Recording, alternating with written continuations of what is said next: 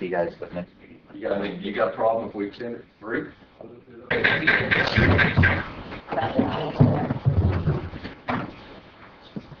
Mr. Hamilton. Our most gracious one, Heavenly Father, we thank you this day. We thank you for all the many blessings that you give us. This time we ask you to bless these commissioners as they make decisions to make the entire county. Lead us and guide us in Christ's name. Allegiance to the flag of the United States of America, and to the republic for which it stands, one nation, under God, indivisible, with liberty and justice for all. Thank you everybody for coming out. Can I get a motion to accept the consent agenda? Chairman, let's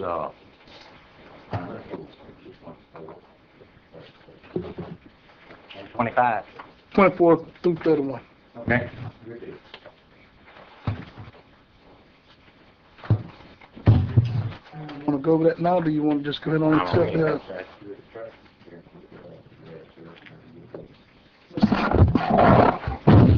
And administrator. Mr. Chairman, after the consent agenda come out, we realized that there was an invoice in there that was incorrect. I did make a phone call to Amanda in D.C. Friday, but she acknowledged she put the wrong, her office of consent to wrong invoice, and we had inadvertently signed off on it, put it in the consent agenda. It needs to be pulled out, and they will rework the invoice and send it back to us. So we're gonna accept this consent agenda today without that, right? Okay, can I get a motion to accept the consent agenda? So moved, Mr. Chair. Got a motion by Mr. Yeager, Second. second by Mr. McElmore. Any opposed? No opposed, motion carries 5-0.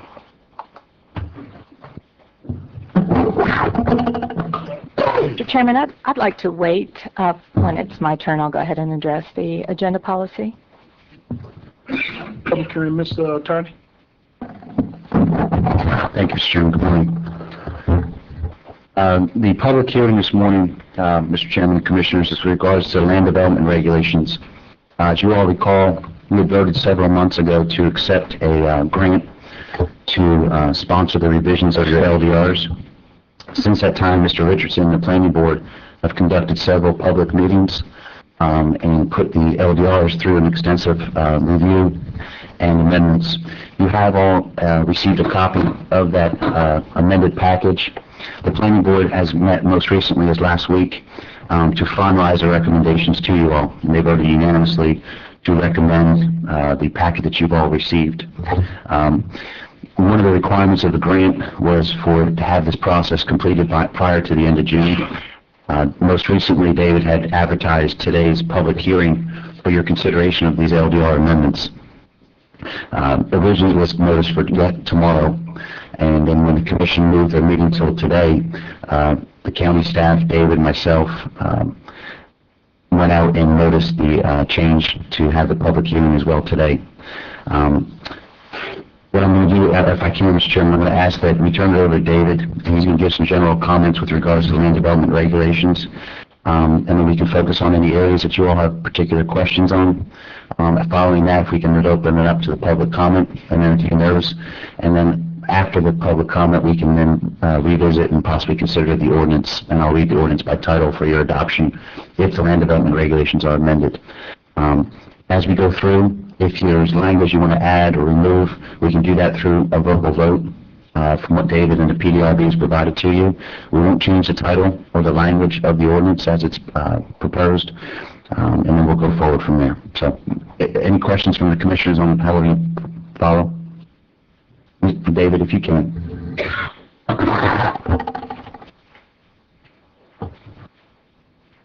The LDRs were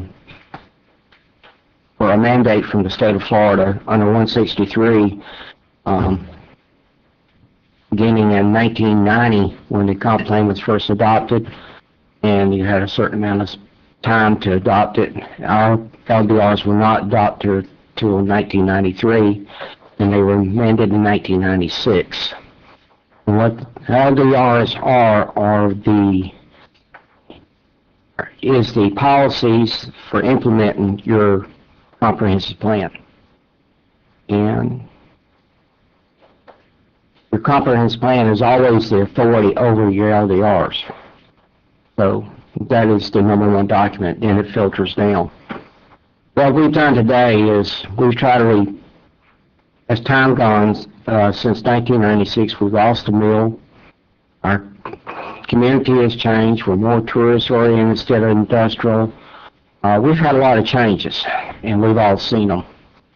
And so we try to address a lot of these changes we've picked up from over the years and incorporate them into this new draft. This draft is probably not a perfect draft, I have to admit it. We didn't have much time since we got the grant to do it. I've been beneficial to go out for consulting, but you go through a bidding process and then, to RFPs and queues and whatever like that your time has expired, and we have to have this adopted by June 30th or we do not fulfill the grant request. So, which is the emphasis for adopting today. We have put out to the public both a strike and underline through format, which gives you the underlines with the additions, the strike through is the takeaways. And that's been, that was on the website, and there's some hard copies floating around. The copy I gave y'all was basically to let you know exactly how the document will read. However, I did have one additional policy to amend on general provisions on number 1, and I'll go over that in a minute. But so far as is there any questions at the board up to this point? David, you and I had a conversation. I think, being that we didn't have a whole lot of time, the best thing was that these be minor issues. And from what I've seen on all these issues, they're very minor. We just do need to get it adopted. And at the end of the day, if we need to change something at a later date, we can. But from what I've seen, they're very minor. One important thing we did from the staff perspective is that we did put some RV language in there. It was what we would consider very benign, but it does give the staff something to fall back on and give guidance. Right now, if you're part of the expression, we're in la-la land. we have nothing we can fall back on. This gives us a little bit of direction if the board is okay with the language presented. In our opinion, this language will not affect the Douglas Landing, Bryant's Landing, any of those that consider RV, camping areas and stuff like this. That is not the intent. And if the board wishes, we can actually come back and add that, those specific areas, if it clears things up. Another thing we did is there's some discussion on the bees. We did put some language in there to govern the bees. I hope the board had a chance to look at it and see if it's acceptable. Once again, it's kind of generic, but it does give us some direction that we can have something to fall back on to, protect the citizens and yet, allow commercial or, agricultural production. The one point I want to add is we have a lot of older subdivisions, and in the general on page 14 I gave a copy of that, and then I'll read it for the public if it's all right. Under H, regulation of subdivision land. This applies to the existing subdivisions. That any subdividing of a recorded, unrecorded subdivision must meet the development standards of the LDR. Written notice to affected parcel owners and the public hearing process for subdivision development except for the following exemptions unless prevented by deed, covenant, and things like that. A, lot lines may be changed to increase a lot area with no density increase or a creation of a substandard lot. Many times, especially like on block 1 of Yon subdivision, those are very narrow lots, and sometimes people will give up a little bit of lot line, the property to accommodate a bigger footprint or something. As long as it doesn't create a substandard lot, in other words, an unbuildable lot, then, I think that should be allowed. B, lot lines may be changed to increase the area of one or more lots by reducing density. Once again, a good example is Block 1 of Yon subdivision. You could have 3 lots. One of the lots, say like take the middle lot, you could sit there and just take parcel that middle lot and give it to one side and then to the other side. Increase the area, but you're reducing density because you got rid of that middle lot. And that's acceptable. Now you got a better, those are substandard lots, and now you got a better lot to build on. And C, we had to do a little language change here. Lot lines may be changed where the direction of 2 equal lots is changed without the change in density to impact or to adjacent parcels. Many times, once again, we'll go back to Yon subdivision, is one I'm most familiar with. You could have 2 lots looking like this, and what they're going to do is change direction. Everything equal, all they're doing is maybe from running north-south, they run east-west. And that should be acceptable. That hasn't changed anything. So, but sometimes it works out, but for building issues. Other than that, gentlemen, ladies and gentlemen, that was the only changes. If the board is acceptable to that language change, it's up to the board where it proceed and go through the public hearing process. Any comments on the board? Yes, Mr. Chairman, only 2 issues that may be an issue for me. I don't think so. I think y'all did a good job with this, David, but I wanted to make the board aware that we may have to come back one day to the B situation and also the RV situation. Those are my only 2 concerns with it. Other than that, I'm good. Motion in order? So moved. I think probably we have to go to public comment before we... Do I have anything from the public? Anything from the public? Mr. Chairman, while the public's deciding to come up, one of the things on the RV that we were talking about at our last meeting, we weren't able to get the language in, but we had the opportunity to amend it today, and there was a considerable discussion amongst the PDRB and the staff with regards to the permit process for an RV in the county. We have 1 RV per parcel, you'll see in the language. One of the other issues, and other counties will follow this, is not putting it through a registration process for an RV, simply requesting that they turn over their state registration on an annual basis and a copy of their insurance and the contact information. So the RVs that are within the county provide 3 things on an annual basis, which would be their state registration, their copy of insurance, and then contact information. If you recall, we had a 22-page RV ordinance that went through 4 months of public hearings, considerable commission input, and public comment. That's now been reduced down to a few lines within this LDRs. We talked about public safety issues. We talked about flooding issues. We talked about tourist corridors, all during these public hearings.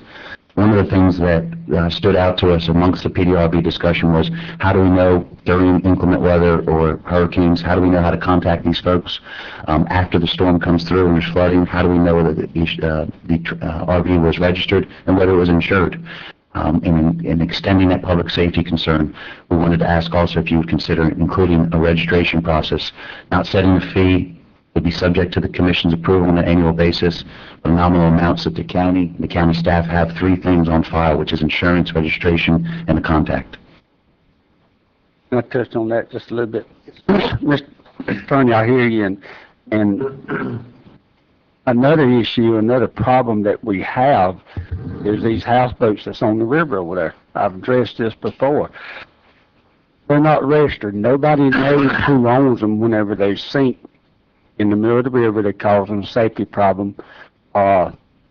Maybe somewhere down the road, I'd like to look at that, not requiring a fee, but at least some organization to where we know who they are, know who belongs to them. That's a big problem. Mr. McDaniel knows this, and it's a big problem for us. So this is something that we need to look at maybe down the road also. The PDRB had made some general comments, and David touched on it earlier, which is the comp plan is your guiding principle, is your laws. The LDR is the enforcement and interpretation, to give some color to that background.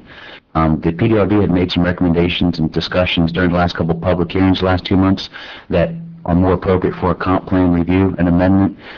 So there's going to be considerable, I think, discussions from the PDRB members in the coming months, and this is something we can obviously take back to them too, to consider some of the things that you're bringing up right now. It's not a big problem locally. Where we have the problem is somebody may live in Panama or Dothan or whatever, and they have a houseboat down there, and they just, when they get tired of it, they're done with it. Then we have to clean up the mess, you know. So that's what I'm focusing on. Other comments from the audience? Any comments from the audience? Can I get a motion from the board? So move, Mr. Chairman. Got a motion by Mr. Michael Moore. Second. Second by Mr. Mike Daniels. Any opposed? No opposed, motion carries 5-0. Mr. Chairman, I'm going to read the ordinance that I can by title, and then I'll ask you guys, the commission, to approve this as well. It's an ordinance per the requirements of Florida Statute 163, subsection 3201, to adopt land development regulations, and the requirements of Florida Statute 163, 3202 for the land development regulations to be consistent with the adopted comprehensive plan for Gulf County, providing for the repeal of ordinance in conflict therewith, and providing for severability, and providing for an effective date. There's a page and a half of whereas clauses, reinforcing the purpose and the reason for the adoption of these LDR amendments. So if I can have a motion to adopt the same. Motion from the board. So move, Mr. Got a Chairman. motion by Mr. Michael Moore. Second. Second by Mr. Yeager. Let me say something about all this. You know, the LDRs and the comp plan it's who we are as Gulf County. You know, a lot of times, you know, when I look to the west and look to Bay County and Walton County, the high-rises and condos, that's not who we are here in Gulf County, and that's what these documents protect. It protects our lifestyle. We consider ourselves conservationists, even though some conservationists don't consider us that way, but we got 2 units per acre on the bay. We have 3 units per acre on the Gulf. We have height restrictions all through this, so you know, it's who we are as a county, and they've done a good job with putting all this together. We appreciate it, Dave. Got a second by Mr. Yeager. Do I have any opposed? Any opposed? No opposed, motion carries 5-0. Mr. Chairman, one further comment from me. One thing we did in our LDRs is probably not standard throughout the state, is that we took a lot of our ordinances, like floodplain ordinance and nuisance ordinance, and we actually incorporated them into the LDR, so they're right there available to the public, from adult orientation stuff to, you know, everything like that. So it's hopefully it's a one-stop document, and so that may be unique to other communities. That's all, Mr. Chairman. That's all we have on the public hearing. And the staff? Yeah.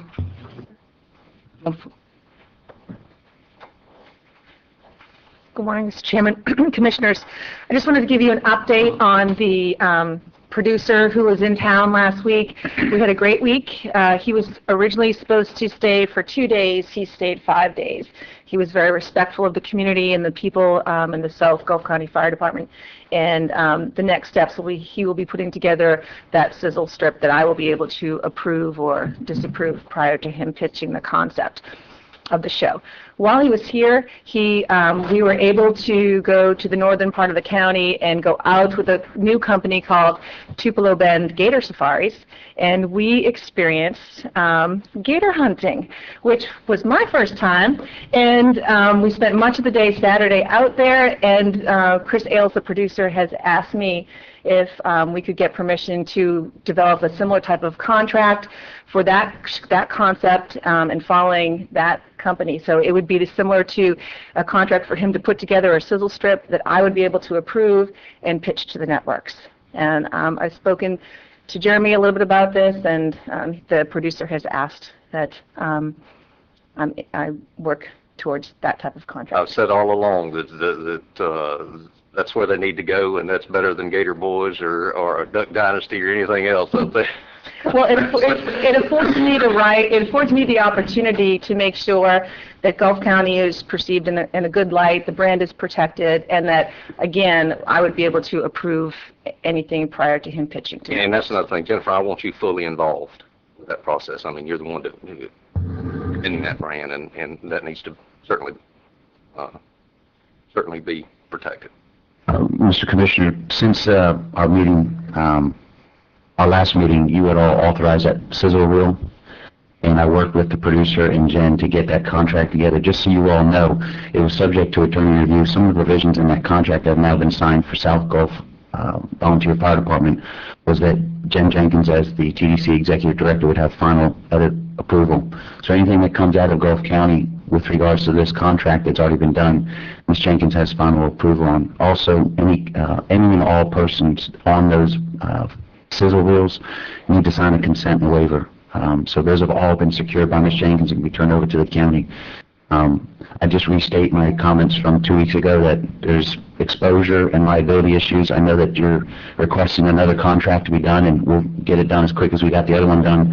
Again, there's obviously exposure issues and liability, and those are the things I'm going to require again. I'm going to ask for the ability to have Ms. Jenkins have that edit approval, and also have anybody that participates in these on behalf of the county to sign these release and waivers. Like I said, it's a considerable decision by you all. And I feel that too, that the way that Mr. Ailes went about it, he really did take the time, and he just left yesterday, and he was very respectful. And I guess in a situation like this, to have another company come in and not have that respect for us would be a further issue.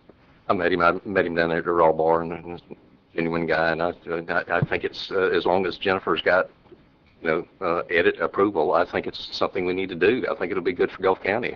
You need a motion to that. I'll put the motion on the floor to proceed with all those documents and proceed with engaging. Got a motion by Mr. Yeager. Second, Mr. Second by Chairman. Mr. Mike Daniel. Any opposed? Yes, I'm going to abstain due to my involvement. Abstaining from Mr. Michael Moore. Yeah, and Mr. Commissioner, I'll give you a Form 8B also. You can fill that out and provide it to the clerk's office, okay? Any opposed? No opposed. Motion carries forward. One extension. Thank you. Mr. Jones. Sorry.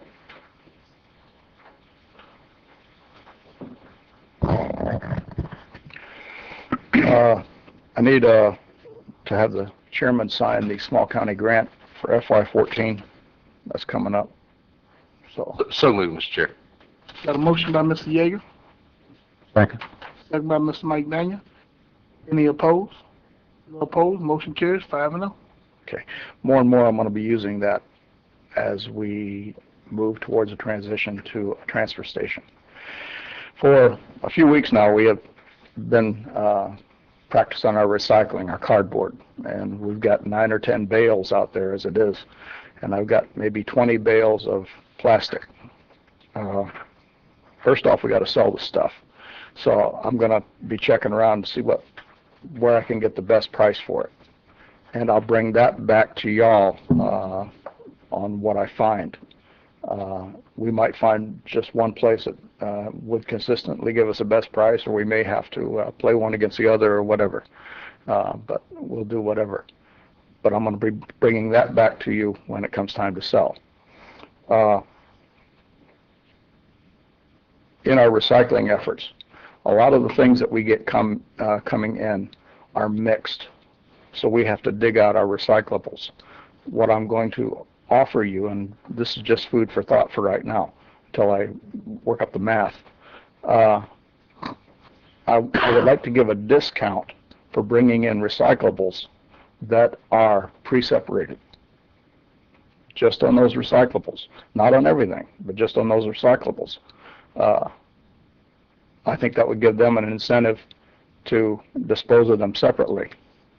And it would make it a lot easier job for us and get people in the mode of knowing, especially businesses, that they can save money by bringing recyclables pre-separated.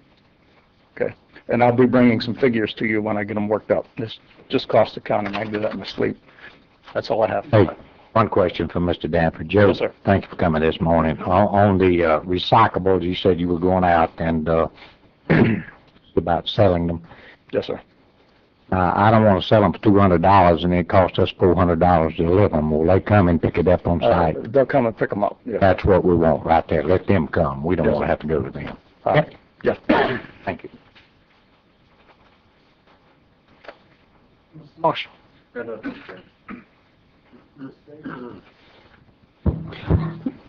Mr. Chairman, just for the public and board, that this floodplain insurance is coming.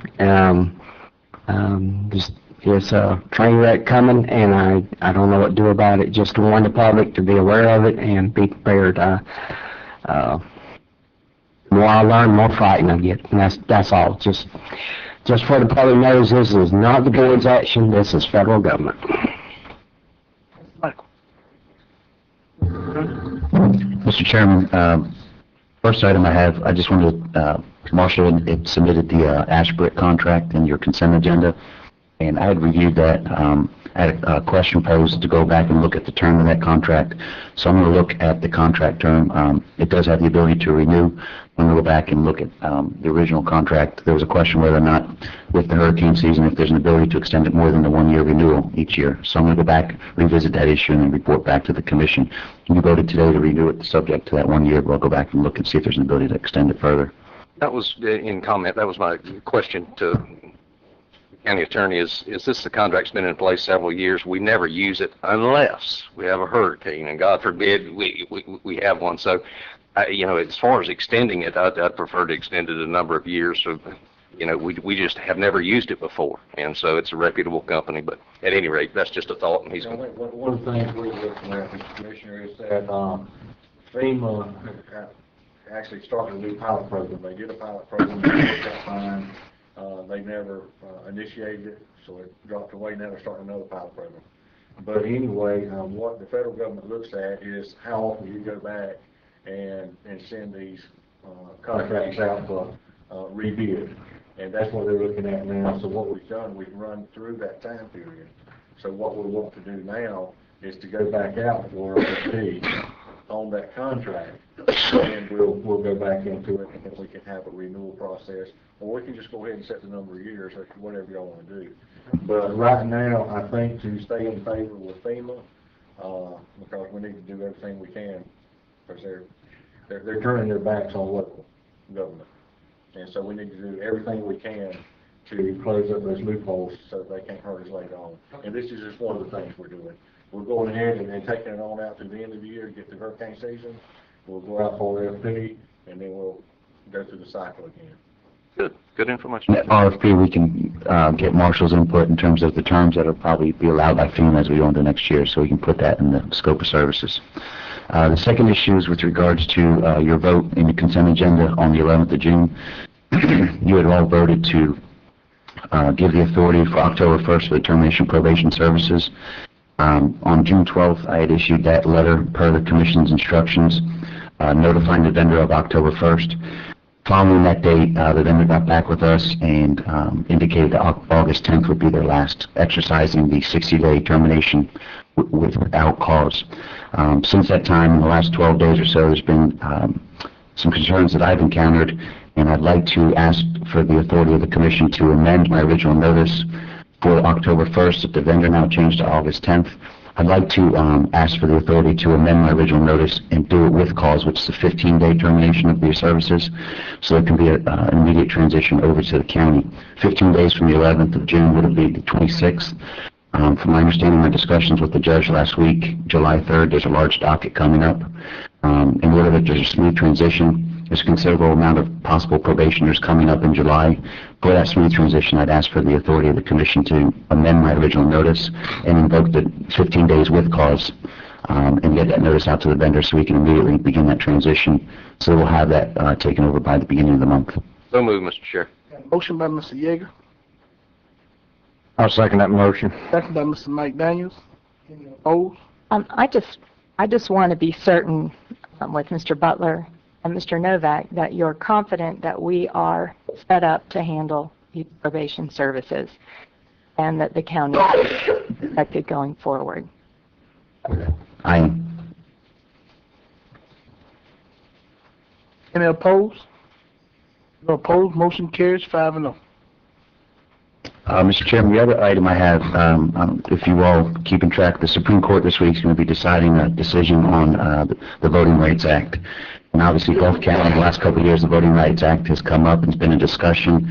You've actually hired special counsel and had some experts, Dr. Gaddy and Dr. Bullock from the University of Oklahoma and the University of Georgia, report to you all and provide you some analysis of your voting trends in Gulf County. The decision this week before the Supreme Court is going to be decided is on Section 5. Shelby County in Alabama is challenging the Section 5, and it's a pre-clearance, meaning if you change your voting requirements in a rural county, you do not need to go through the pre-clearance now that the Act has been in place for 48 years, saying that the voting has changed in such dramatic fashion that certain provisions of the original Voting Rights Act from 1965 is no longer relevant to today. With that decision being made this week, it could have some impact, obviously, on the studies that have been done by Dr. Bullock and Dr. Gaddy, and Michael Spellman, your special counsel, who has been working with you over the last year and a half on that. He had provided you all a summary last July, and that's been on the county's website for the better part of the last year with regards to his recommendations to you all. That decision is going to be made by the Supreme Court this week as they go out of session, along with some other decisions. And I'd like to ask the Commission for further direction on what to do, obviously, with Mr. Spellman and your expert summary that's been provided. The reason I bring this up is, we've all talked about, you can only change your redistricting in the odd years. This is 2013. This issue will not be brought back up or cannot be brought back up in order to do something until 2015. We're here in June. We're going into July. Your voting session obviously is in November. If the county chooses to have him come back and offer comments as a follow-up to last year, it's time to the essence, so the most appropriate time would be in July. If he doesn't come, then the issue with regards to redistricting and his recommendations can be revisited and discussed amongst this commission for the next 18 months, but certainly action can't be taken until 2015. So I offer to you again, I can provide Mr. Spellman the opportunity to come back and report to you all 12 months from his last report. But again, redistricting can only be done in odd years, so I'll bring that issue back before you all for any kind of direction you want to provide to me. I think it's important for the board to continue to move forward on what the public has supported over the years, and that's countywide voting. And I think it's appropriate for them to come back and give us an update, Jeremy, on what that Supreme Court ruling will have as to that effect. So I would suggest that they come back. I agree. I think that we need to have all the information that is available to us. Do you need a motion to that, or? If you provide me the direction, I'll extend the invitation, and I'll have Mr. Spellman come back. By the time he comes back in July, we'll get him on the agenda for one of the 2 meetings amongst his trial schedule, and presumably we'll have the Supreme Court's decision by the end of this month as well. So we'll have much more pieces to the puzzle. So I'll move forward accordingly.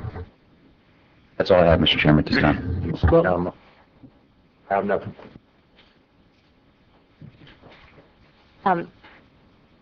I have an issue with Creekwood subdivision, and I think Commissioner McDaniel had addressed this last year and on the January 24th of 2012 meeting, and had discussed a limited maintenance agreement. And these folks are having some issues with potholes again on Spruce Street. And Mr. Novak, had you done a limited maintenance agreement regarding this? Do you recall? Yeah, I've done considerable maintenance agreements. I don't know off the top of my head which ones. I can certainly look at my file and tell you all which ones I have them for.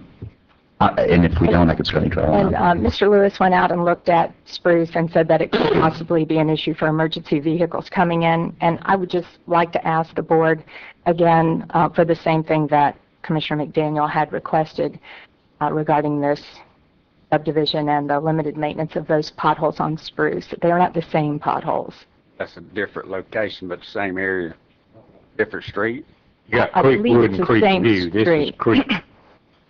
Well, if you want to put it in the form of a motion to get the attorney to draw that up. I'll make that motion for the limited maintenance agreement. Got a motion by Ms. Bryant. I'll second that her motion. Second by Mr. Mike Daniels.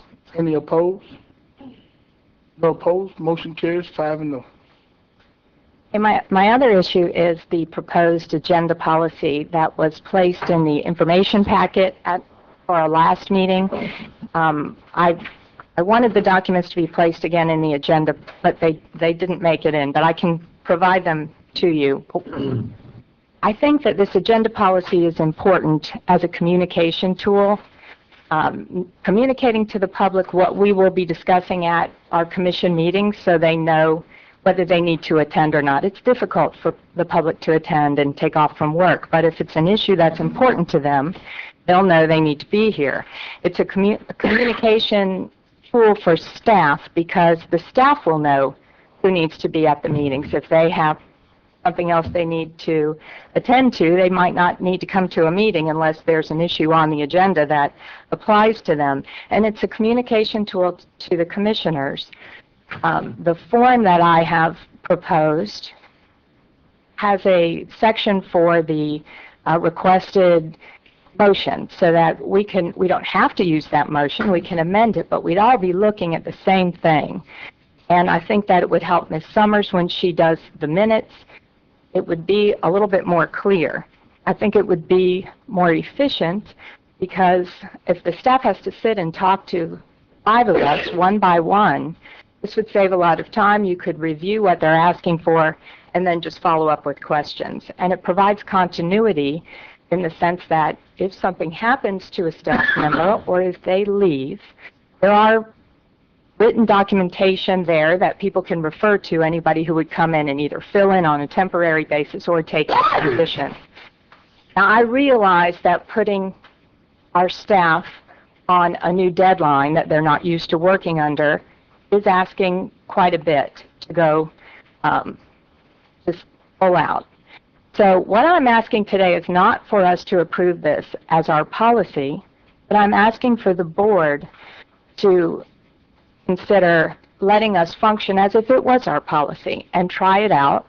I can put the form into a fill-in type situation where the staff could have it on their computer and they could fill in the blanks on the form. And then we could have some feedback once it's used, see if it's working, what works, what doesn't work, and maybe go at least 2 meeting cycles where it's not a policy, it's not heavily enforced, but we try it out. And I brought it out at the last meeting because I wanted some feedback from the rest of the commissioners. Ready for my feedback's simple. I've been sitting here for 13 years. I don't have a problem with the way we're operating it now. And I think we just opened up a door there to where we would have problems. So I would fully be against your policy. No comments from the board. Yeah, Mr. Bryan, I've read this probably 3 or 4 times, and you're the commissioner that implemented it. Am I correct in saying that? Yeah, let me back up. I went to the attorney and asked for him to draft where did it. we get the wording on all this procedure? Mr. Novak drafted everything except the form. The form I stole from another county and pared it down a little bit. It asked for more information. But the policy, I sat with Mr. Novak and we discussed what we were trying to achieve, and he drafted the form. I've not changed one word on the policy. Mr. Attorney, where'd you get the wording for that? I mean, where? Well, I have some reservations here, and I see some things in this I really don't like. Well, obviously the commissioners brought this before the commission over the last few months, talking about implementing an agenda policy, and requested that I sit with her, take into her account her considerations and her comments. Taking those in, drafted the policy. So this is my language, but again, obviously the first place is going to statute. This is more policy than it is it's not mandatory. It's not a Florida statute. No, sir. It's and as you all have policies on this commission, every county has policies for good governance. This is just another policy that you all would follow. You have the ability to suspend the policy, but this is to give you some guidance on how you're going to set your agenda. So that this language has been drafted, I believe, the commissioner, in terms of some of the requirements. You looked at some other counties and found in what ratios, majority versus supermajority. There's some topics that you looked at and I think discussed with other commissioners in other counties. So that's right, and I provided Mr. Novak with policies from other counties. And when I have done the research that I've done, is every other county has an agenda policy, works from an agenda. I know that the city has a policy that that they don't vote on things that aren't on the agenda. And I think we've seen some pretty serious issues just since I've been on this board, and a good example of that is the building on Highway 71, where we were voting on activities to take place at that building, and we weren't clear as to what we had voted on and had to have an emergency meeting to come in and clarify it. And my goal is not to make anything difficult on anyone, just to have a policy in place to just encourage the communication so we're all on the same page, so we all know what we're looking at. The backup information would still be behind the form, but the form asks for who's put it on the agenda, what they're trying to seek, if it has a budget impact, where the money's coming from if it's not in the budget, and what the requested motion would be, so that we don't just say so moved, we can see the motion there. And if we need to change it, we can. It's just what the staff is asking for. And again, I know it's a big change, so I would like a soft rollout where we try it. And Commissioner McDaniel, if there's any language in there you're uncomfortable with, I welcome any revisions or suggestions to tweak it. Well, what I'm looking at primarily, and I won't read it thing, but let me give you just one. I think it's under policies and responsibilities. Following a second board shall a supermajority, 4 affirmative votes. I don't think we need a supermajority. Does the Florida statute say you have to have a supermajority, or what did you? Well, when you all vote all the time, you vote with a majority. Exactly. And as you look through this policy, Commissioners, you're going to see in there that some of the things you already do, you implement at noon time on Wednesday the week prior. So those things are the protocol and process that you already follow. It's just being memorialized in here. If you get past that noon on the Wednesday prior, then there's a process that you all need to follow, obviously, and that is presenting something to this commission when you open the meeting and making a motion. Under the section that you referred to, Commissioner McDaniel, there is exceptions, and the commissioner then would be required to state the purpose for the inclusion in the agenda, state the reason why they're adding it, and then also offer the justification for it, whether it's a budgetary issue or an emergency. With regards to the supermajority, I believe the commissioner had seen other counties implement that, so it's not required by statute. It's just a policy. Again, something that you all would follow. And the purpose was to make it a little more difficult to alter the agenda than just a 3-2 vote. Clearly, if it's something that someone from the public has come up and it's a very innocuous, simple request, or if it's an emergency that based on time has to be addressed that day, I think that we would all go along with the fact that we need to address it. But the supermajority is an effort to encourage people to get things on the agenda in a timely fashion. And again, in the beginning of this rollout, that would really not be enforced. Mr. Chairman? Not be enforced. Just for the board's consideration, this is not something that we as staff have informed the board of at this point. But during the last several months, we have had presentations from software companies that the clerk currently uses for our meetings and for our agendas. And I was just informed a few minutes ago that they do have a contract on their desk, and this will be for paperless agendas, which will, in theory, do the same thing as this policy is suggesting to some format. I don't know the exact contract that they have, but we are reviewing that as staff, and we're going to bring that as recommendations to the board because the clerk does want to go to paperless agendas, and that will give us a better step every week for these agendas, and things will go directly and have an approval process from staff for every meeting. Every item will have a hierarchy of approvals, and then the agendas will be drafted by the clerk. So this policy may inhibit some of that process that the clerk is looking into purchasing, just for your information. So when would the policy, when would this new program that the clerk's office is looking at, when would that be rolled out? I don't know that. Becky has been talking with BIS Digital. That's who we use for our recording now. So I'm not sure as far as when we would start using that. Well, my guess is it could be several months before it's rolled out, and it may not take effect. I don't think this would inhibit anything because it's not too different than what we're doing now. And again, I'm not asking that the board pass this as a policy today.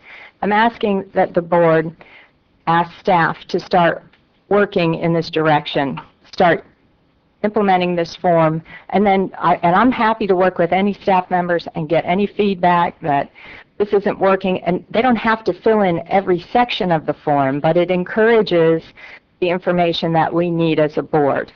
I think that it's very important that things be in writing, and we do a lot of our work we do verbally, and I think it's inefficient, and when we're looking at this tremendous budget deficit, I think we need to be as efficient as possible, and that includes with our staff's time. I think it's very important for me as a commissioner to be able to make a decision when I need to make it, and this policy would tie my hands to that, and that's why I'm shying away from it. Well, and I purposely had Mr. Novak draft the policy and did not revise it in any way because you've stated that you'd go with what Mr. Attorney drafts for us, and he was comfortable with this and drafted it. And again, it's kind of like a pilot program. It's something that we're trying. And just to correct one other issue that you brought up a while ago with the issue with the building on Highway 71 up there, there was not a problem there. The motion was very clear.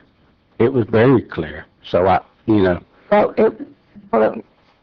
Commissioner, it wasn't clear. It just was a little of this and a little of that. You knew. It was clear in your mind, but it wasn't clear to the rest of us.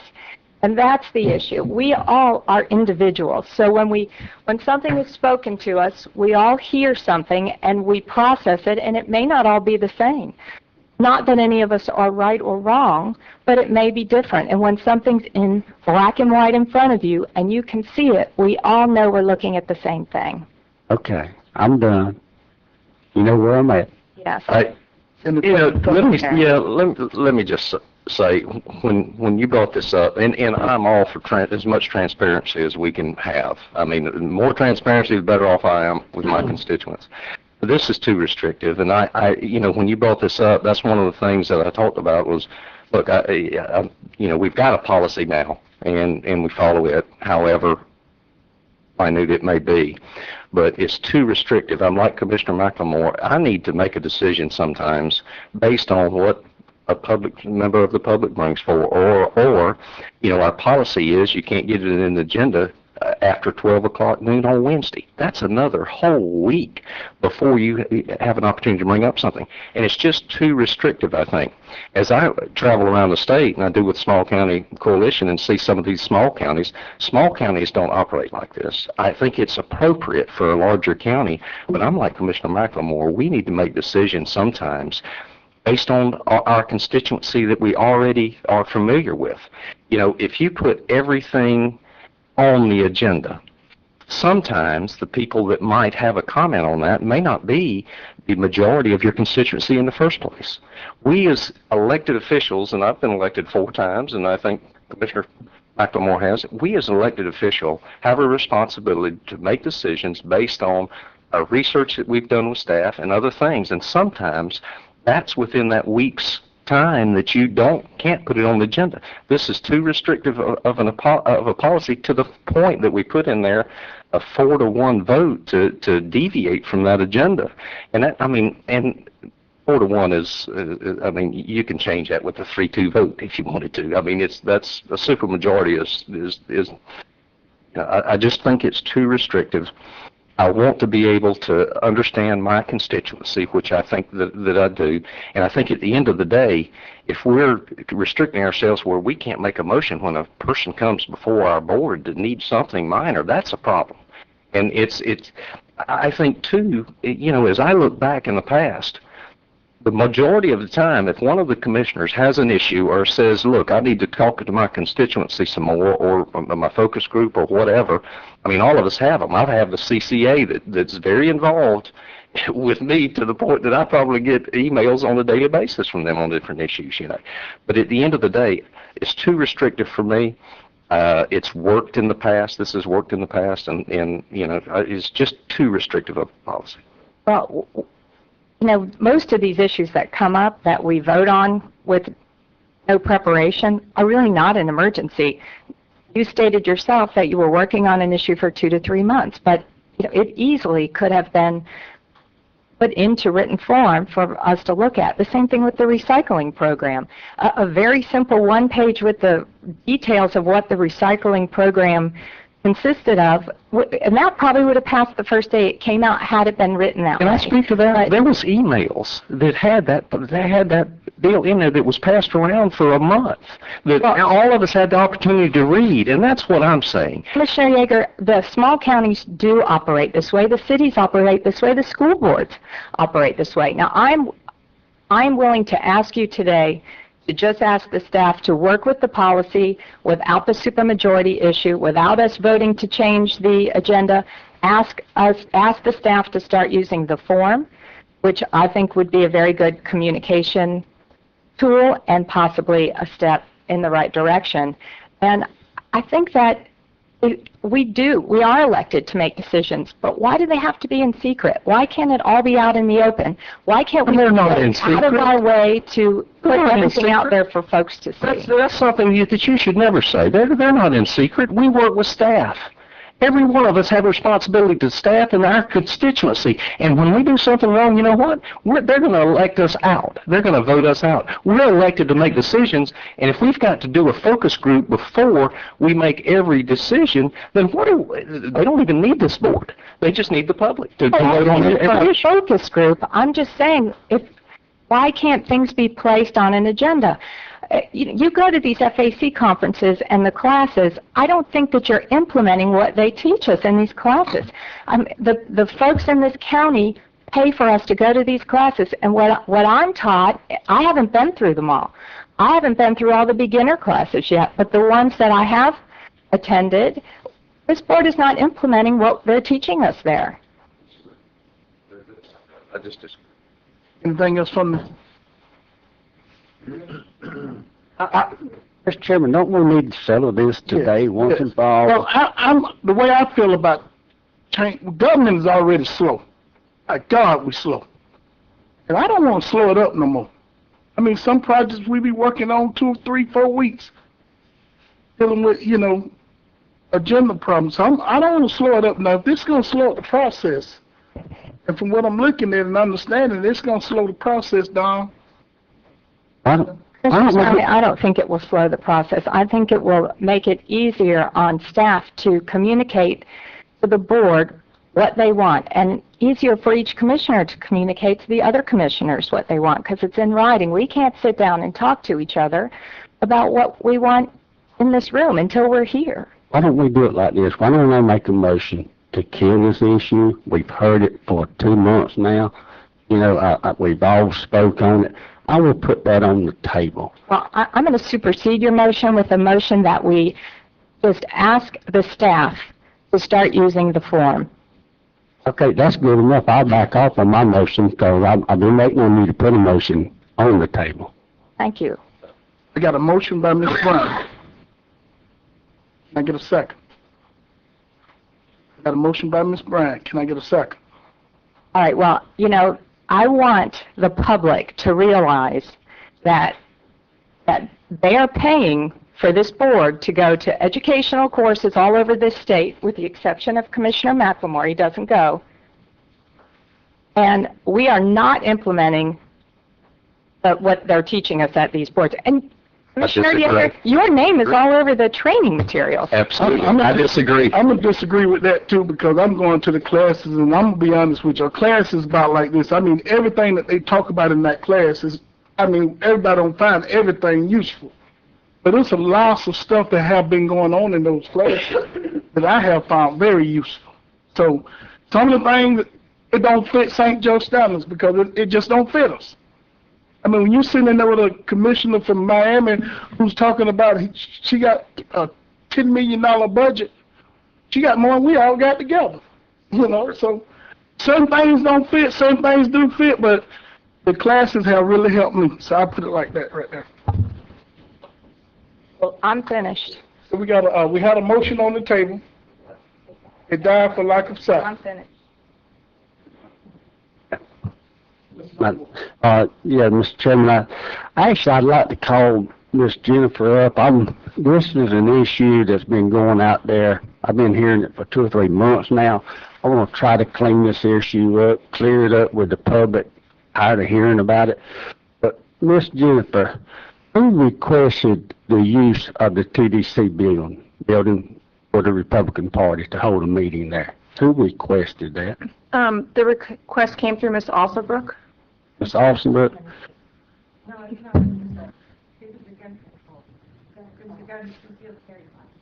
Who was that? It was a concealed carry class. It was a concealed carry gun class. It was not a meeting. It was open to anyone in the public, and it was to get your concealed carry permit.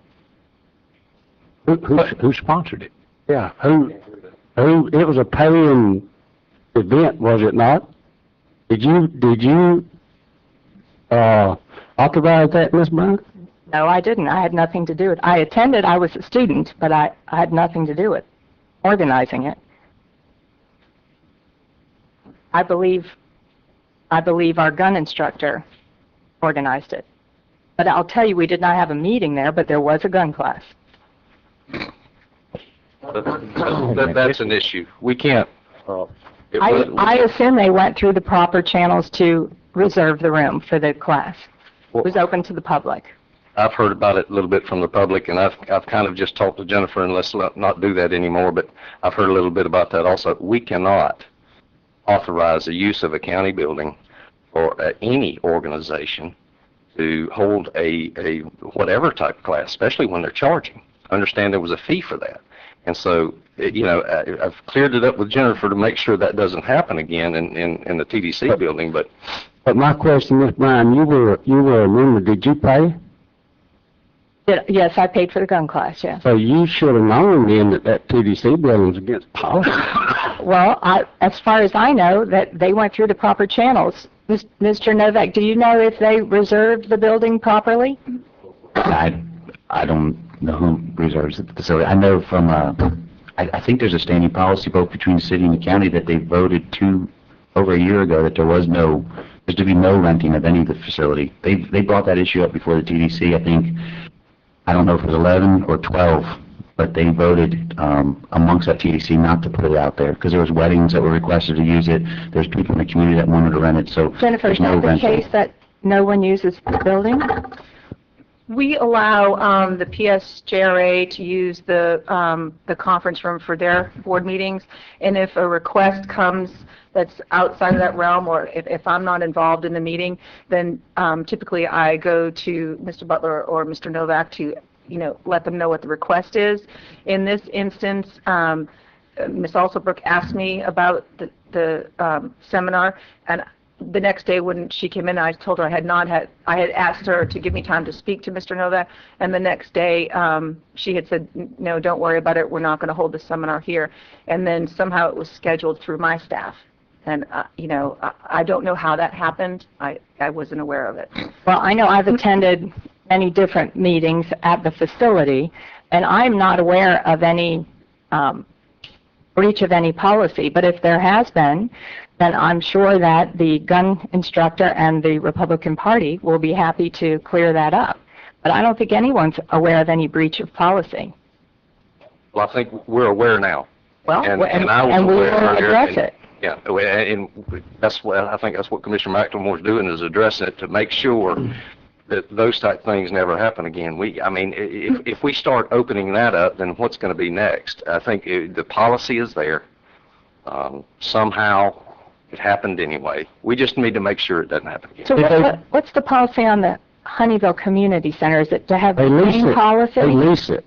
Whenever they rent that policy, unless they get board authorization, they pay a lease. And my question to Miss Jennifer, Did they rent this building? Did you get a check from this gun show or whatever it is? There's a class. Class? No. So Concealed carry permit class. they came in and made money on a county building. Did they send the light bill in? A payment for the light bill or anything? No, sir. No, they didn't. This is wrong. And I think, and I mean, I know this because I think it predates Jen, but the commission, the TDC, because I've sat through those meetings the last 2 years, have had that issue come before them. The question of, do they do a lease agreement? Do they charge a fee? Do they get copies of insurance? Do they get held harmless and indemnified? And the issue before the TDC, I think it was the 9 before it became the 11, all decided at one of the meetings, I don't know what it was, but the policy was they were not going to rent it out. So the reason also is that it was the Welcome Center. It wasn't a Honeyville, as you mentioned. It wasn't a community center.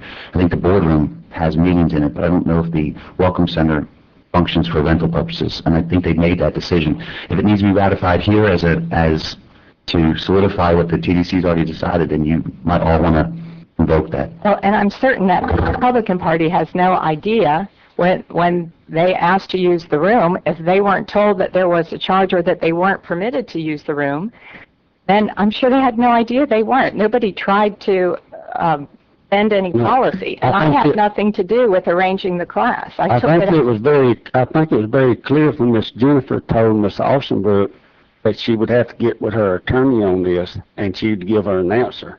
I think that was very clear of a note until she clarified it. Ms. Alsterbrook, do you want to clarify anything here?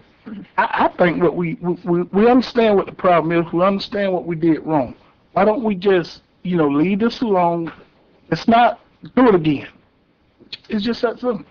I know we did something wrong. I don't think anybody intended to break any rules. We didn't intend to do wrong, but no matter, at the end of the day, we were still wrong.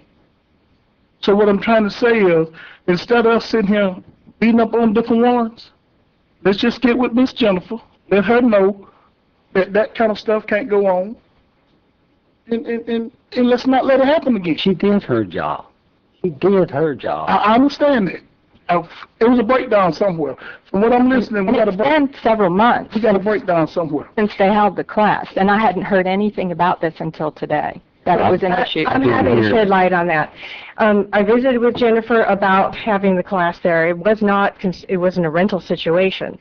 I don't recall that, and I'm sorry, that you said you had to check with Jeremy. I thought it was fine, and then we were going to change the location, and then it changed back, and so I just went to Crystal and I said, we're back on, and that was the end of it, and I had no idea that it was against any policy. It was not a rental situation, so, whatever part I had in that, surely we won't do that again.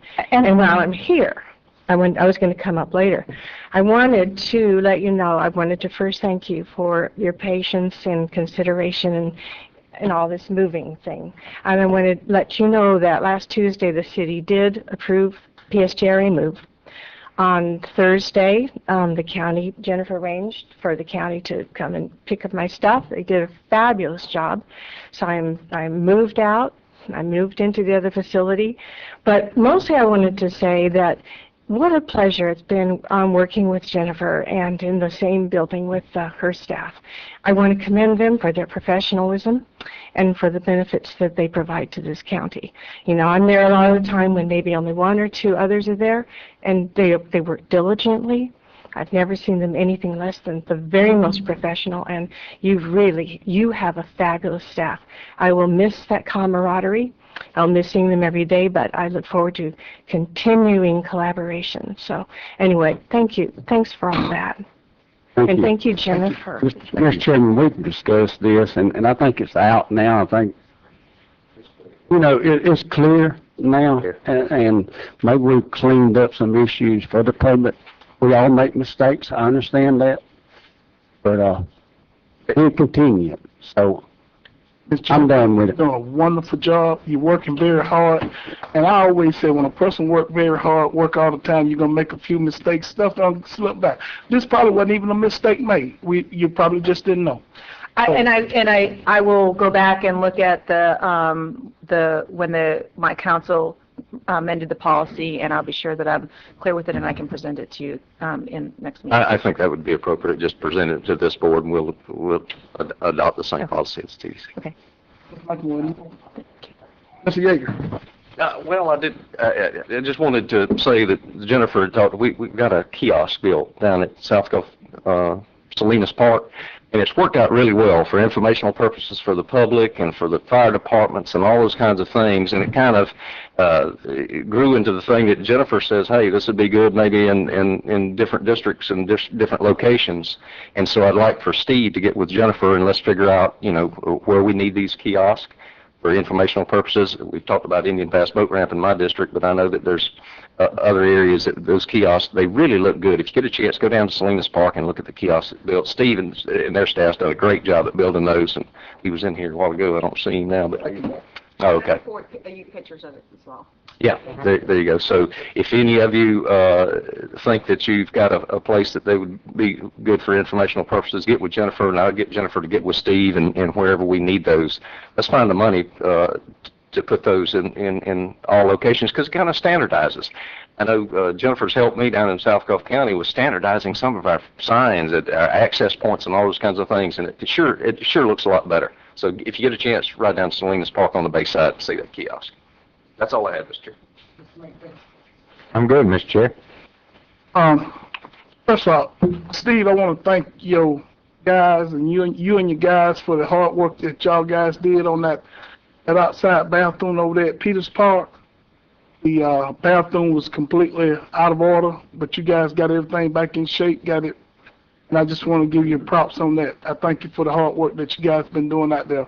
I also like to thank you for a lot of the maintenance that you guys go out there and touch up on and get things back in place. I wanted to put that out there to let everybody know that the county does play a big part in Peters Park. And I understand that's a city park, but the county plays a big part, and I felt like that was just something that I really need to put out there so everybody could hear a lot of the work that's been did over in that area. Other than that, guys, Can I go back? I got one more thing too. I want to touch on. I like the board to just listen to me real clear. I brought something up in the meeting the other day when we had the city-county meeting workshop, and I said something about the Honeyville Community Center and the softball fields up there. I was up there this weekend, and man, there was so many people up there. It was just ridiculous. Guys, if we could work on putting 2 more fields up there. I understand here in the city we want to build us a whole nice complex. But up there we already got half of a complex sitting there. Man, the people that was up there at that field, I mean, it was raining and people were still there. I mean, the rain did not run them off. And I mean, it rained hard.